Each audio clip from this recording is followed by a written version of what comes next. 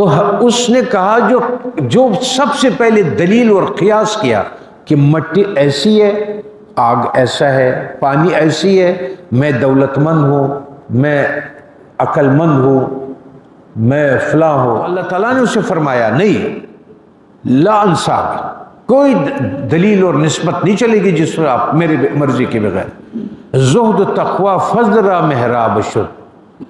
آپ جتنے بھی پرہیزگار بن گئے تھے، آپ جتنے بھی تقوی دار بن گئے تھے، آپ سے روشنی آ رہی تھی، آپ سے علم پھیل رہا ہے، آپ سے فائدہ لوگوں کو پھیل رہا ہے، آپ اللہ کے رضا کے سامنے اپنی اس چیز کو دلیل نہیں بنا سکتے، کیونکہ اللہ تعالیٰ نے فرمایا کہ میرے فضل نے ہی وہ سب کام تم سے کروایا. ان میراثی جہان فانی است، یہ اس دنیا کا میراث نہیں ہے، یہ فانی دنیا کا کہ مر گیا تو میراث لانے کو مل گیا، یہ میراث نہیں ہے.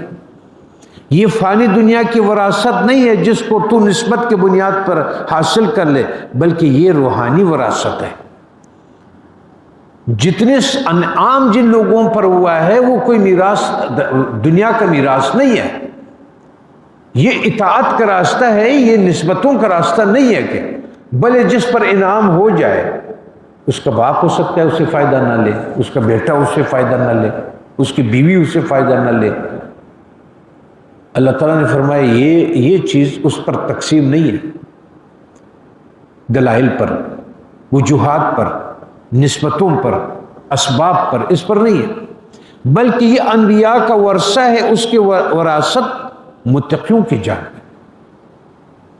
جو اللہ تعالیٰ نے فرمایا کہ ورثۃ الانبیاء، کہ وہ وارث ہے انبیاء کی، جن لوگوں کا کہا گیا ہے متقیوں کا اور علم والوں کا کہہ دیا نا کہ وہ ان کے وارث ہے. یہ نہیں کہا کہ ان کے وارث وہ جس کو نسل سے ہے یا ان کے. ابو جہل کا بیٹا پور ان بو جہل شد مومن عیان، پور ان نوحی نبی از گمراہان. تمام ابو جہل کا بیٹا علل اعلان ایمان لایا، اور نوح علیہ السلام کا بیٹا نبیوں کا بیٹا تھا، گمراہ بنا. ابو جہل کا بیٹا، حضرت ابراہیم علیہ السلام کا والد بت بناتا تھا، وہ بت ساز کے گھر میں پیدا ہوا، اور پھر اس کو کہتا تھا یہ لے جا کے بتوں کو بیچ دو. اس گھر میں خلیل اللہ پیدا ہوا.